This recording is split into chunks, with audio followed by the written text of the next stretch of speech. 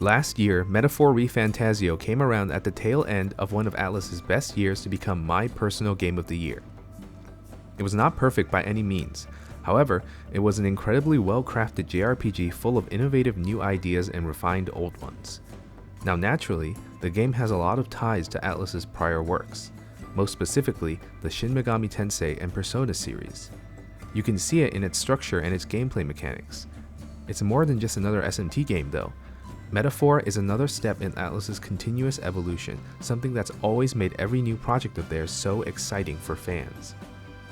Metaphor ReFantazio was developed by Studio Zero, an internal Atlus division made up of staff that worked on Persona 3, Persona 4, and Persona 5. This includes big names like director Katsura Hashino, art director Shigenori Soejima, and composer Shoji Meguro. These guys helped to define the Persona experience as we know it now, and Metaphor clearly carries their marks on it, to the point that it is jokingly referred to as Persona 6. But it's not just Persona they're taking cues from. Whether it's SMT's iconic press term system or Digital Devil Saga's transformation mechanic, Metaphor is full of references and callbacks to a myriad of games from Atlus's long history. I didn't make this video to talk about references though. Metaphor is more than just a love letter to Atlus's legacy. It's also another big step in their never-ending pursuit of refinement and evolution. Atlus games, in my opinion, have always done a good job of building on the concepts introduced in the last game. For them, it feels like just copy-pasting the successful parts of the previous game into the next is not enough. They need to iterate and refine them in ways people might not even expect, and because of that, each new game feels better than the last. Social links are a great example of Atlus's habit of iteration and development. They went from being a rather lackluster part of Persona 3 to an incredibly refined and integral part of Persona 5, and Metaphor continues that development. Bonds and Metaphor don't just take their cues from social links, they also attempt to refine and renew the experience as well. Unlike social links, Bonds advance whenever you take the time to chat with a follower. At first, I was a little disappointed by this, because optimizing point game by picking the right dialogue choices played a big part in complicating the time management aspect of Persona games. I worried that taking that out would make dialogue choices in Metaphor pointless. However, Metaphor sidesteps this by still giving you a bonus whenever you pick the correct dialogue options. It's an elegant solution to a change that could have ended up short-sighted. Of course, Metaphor has plenty of its own unique ideas as well. There's the archetype mechanic, which effectively works like a job system. Each character can slowly develop an archetype, learn skills from it, then inherit those skills into other archetypes. It's a type of gameplay that's not wholly foreign to past Shin Megami Tensei games, but it's one that wouldn't have come about if they weren't working on a new IP. In fact, despite the constant jabs about Persona team members creating their own studio to develop what is essentially a Persona game, it's hard to deny that a lot of stuff in Metaphor simply couldn't have been done within the Persona paradigm. There's the fantasy setting, of course, but there's also the archetype system and the multi-city travel-based structure of the game.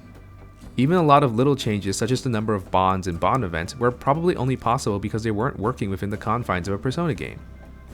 Sure, a lot of Metaphor is couched in what came before it, but at the end of the day, a lot of its core concepts do a lot to explore the limits of what a Persona-like game can be. I'm not saying that Persona 6 has to take notes on all the improvements that Metaphor has made to its general concept and structure. However, I do think it would be silly to not expect some aspect of it to take from Metaphor in some ways. That's just how much Atlus as a game developer is dedicated to always iterating on their ideas. It's not enough to just keep sticking to the same old formula. They need to find ways to unify it with the concept, theme, or setting, and that means either refining, reiterating, or even reimagining tried and true mechanics. It doesn't work for everyone, but I always respect it. I know some people will disagree, but to me, Metaphor is another pinnacle for Atlus. It may be yet another reconfiguration of the formula we're all too familiar with, but the fact that they're willing to keep experimenting proves Atlus hasn't stopped seeking perfection yet. There have been hints that Metaphor as a concept isn't finished just yet, and while I'm certainly excited about that, I'm also interested to see what will happen with Persona 6. Remember, a lot of key staff behind the last few Persona games are no longer working on Persona, and Reload already shows a lot of new names where mainstays used to be. We're possibly looking at a huge sea change for the series, and while Persona 6 will certainly take cues from its predecessors, there's no doubt that we'll see a new direction in the next game.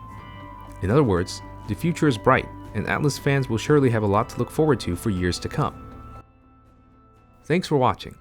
I didn't intend on making so many Atlus-focused videos, but at the end of the day, 2024 really was their year, and I couldn't help but have thoughts on every game they put out. To be honest, I didn't even plan on playing Metaphor ReFantazio when it came out, but I'm sure glad I ended up doing so. But what do you guys think about Metaphor? Do you think Atlus has peaked, or do you think there's still a ways to go? Let me know in the comments below. Subscribe if you want to see more of my content, and I'll see you next time.